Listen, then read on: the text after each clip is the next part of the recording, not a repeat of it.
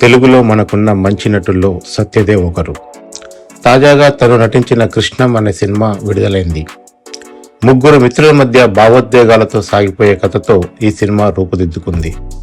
భద్ర, శివ, కోటి అనే మిత్రులు అనాథలు. చిన్న చిన్న నేరాలు చేస్తూ జీవనం గడుపుతుంటారు. అందరికంటే ముందు శివ నేరాలు మానేసి ప్రింటింగ్ ప్రెస్ పెట్టుకుని జీవిస్తుంటే, భద్ర, కోటిలు మాత్రం స్మగ్లింగ్ చేస్తూ పోలీసులకు దొరికిపోతుంటారు.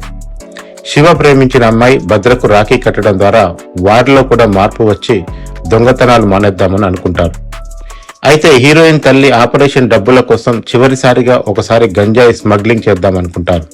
ఆ క్రమంలో ముగ్గురు దొరికిపోయి వారి జీవితమే మారిపోతుంది. గంజాయి కేసు బదులు వేరే కేసు ఒప్పుకొని జైలుకు వెళ్ళాక అసలు విషయం తెలిసి తిరగబడతారు. ఆ క్రమంలో పోలీస్ వ్యవస్థ, రాజకీయ వ్యవస్థ, న్యాయ వ్యవస్థ ఆ ముగ్గురి జీవితాలతో ఆడుకుంటుంది.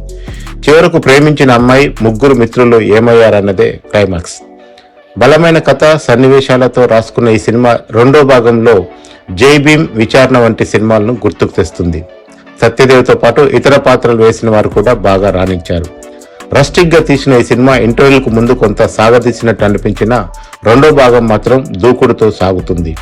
ఇదే సినిమా మలయాళంలోనో తమిళంలోనో వస్తే ఈ పాటికే సూపర్ హిట్ అయ్యేది. తెలుగులో పెద్దగా ప్రేక్షకులు మెచ్చుకున్నట్టు లేదు. ఓటీటీలో కూడా విడుదలైన ఈ సినిమాను సీరియస్ కథాంశాలు, పొలిటికల్ డ్రామాలు ఇష్టపడేవారు ఒకసారి చూడొచ్చు. సాంకేతిక విలువలు, సంగీతం బాగున్నాయి. సత్యదేవ్ ఒంటి చేత్తో ఈ సినిమాను లాక్కొచ్చే ప్రయత్నం చేశారు. సినిమాకు టైటిల్ కృష్ణమ్మ కాకుండా మరేదైనా పెడితే మరికొంత రెస్పాన్స్ ఉండేదేమో.